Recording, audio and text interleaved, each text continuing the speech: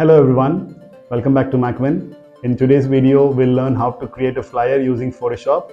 In our last video, we saw how to create a business card using Photoshop. A lot of you have given a good comment on that. So let's get started today with creating a flyer in Photoshop.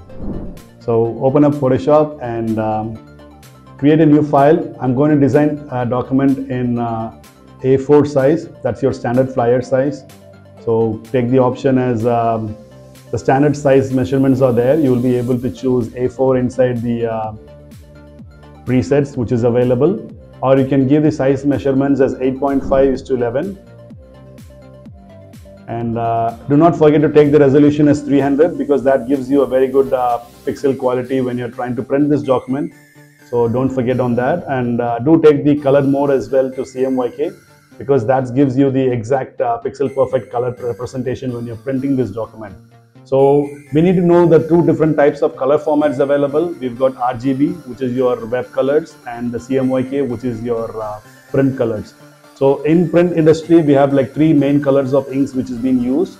The C is your cyan, then M is your magenta, yellow is your yellow, Y is your yellow, and K is your black. So that's more used as a saturator or as a toner in printing up your documents. That gives you the density to your print documents. So the CMYK format gives you the pixel perfect black, the pitch black, the colors which we represent or we normally claim as. The pitch black colors will be possible only in your CMYK modes. So open up your document in that, and I'm trying to add up a margin to it. So margins are very essential when you're trying to make a document or when you're trying to print them, because when the guy, the one who does the printing or when it goes for the cutting, it normally gets lost in the gutter, or when the print guy normally takes the print out of it, or when he goes to the cutting machine, a lot of the edges are getting lost. So your print area has to be within the framework of your A4 enclosure, and we are trying to add up a little bit of padding to your document so that you don't lose any of your actual content which is needed here. So I'm trying to add up here an padding of 0.25 pixel to it.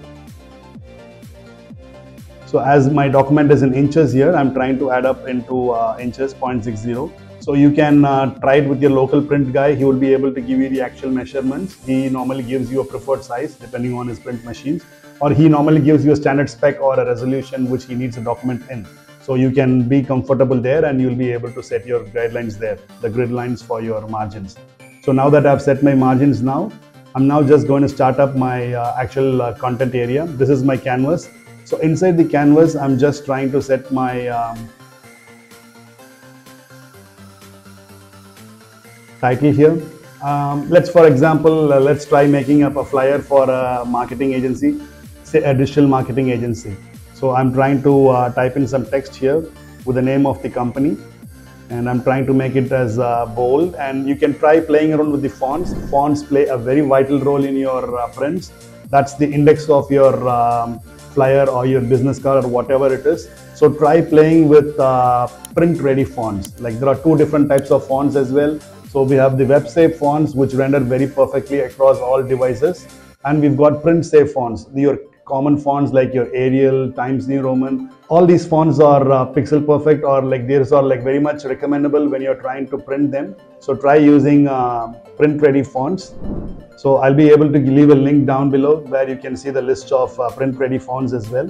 So I'm trying to type in the business name here, and for logo purpose, if you have a business logo, you can directly import your logo here into this, or if at all you don't have a logo, you can try creating one.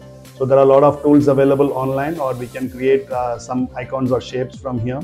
And for example, demo purpose, I'm just using a draft idea which I made here with typing up some text and some strokes. So I'm just trying to use that as my logo here, followed with the title.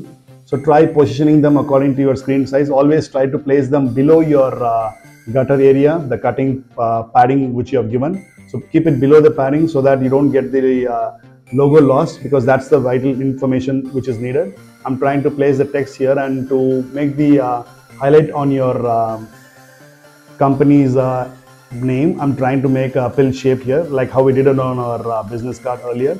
I'm trying to make a rounded rectangle here, and type in your text in this place. To add up added contrast to this, I'm trying to make up a shape behind it. So let me try with that.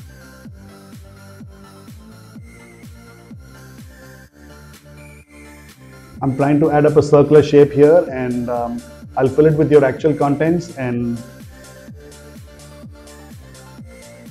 so these shapes can be abstract.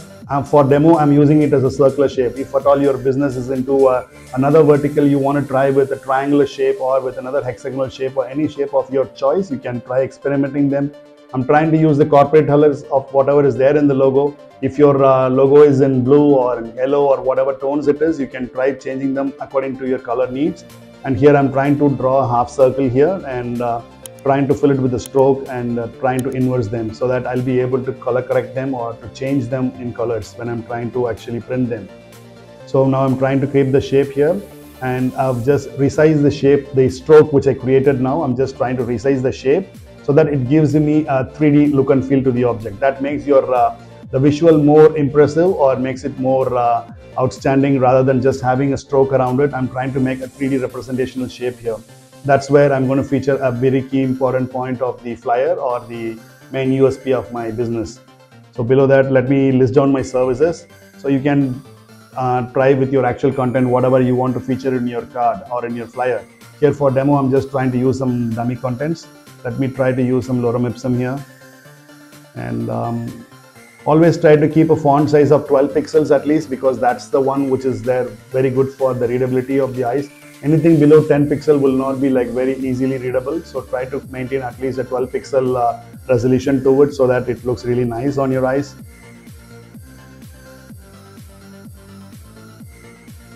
I'm trying to replicate the titles again. You can list down your services here in the form of bullets or in kind of any other shapes or rounded rectangles or circles, and have them listed one below the other, or you can place them horizontally as well. Now below that, I'm trying to feature the main business of the company. I'm trying to feature the About Us in this demo. You can replace it with your actual contents. Just for demo purposes, I'm using here as About Us. So replace with your actual contents. Just copy paste your contents here. I'm trying to make them into 2-column layout here. So I'm just trying to keep them into left align, the 50% of your screen size. It's better if you set up a ruler as well in the mid of the flyer so that you have a 2-column layout whereby you will be able to align your contents there. So I'm trying to replace my About Us on the left align. On the right side, I'm trying to again make a rounded rectangle where I'll be able to fill in with some actual information. I'm trying to give up some space in the footer as well, because that's where your contact information resides. I'm trying to keep them. In our last example, we saw how to use Font Awesome. You can download really awesome icons and shapes from there. I'm just trying to copy some contact icons, phone numbers and stuff like that. So just replace with your actual contents and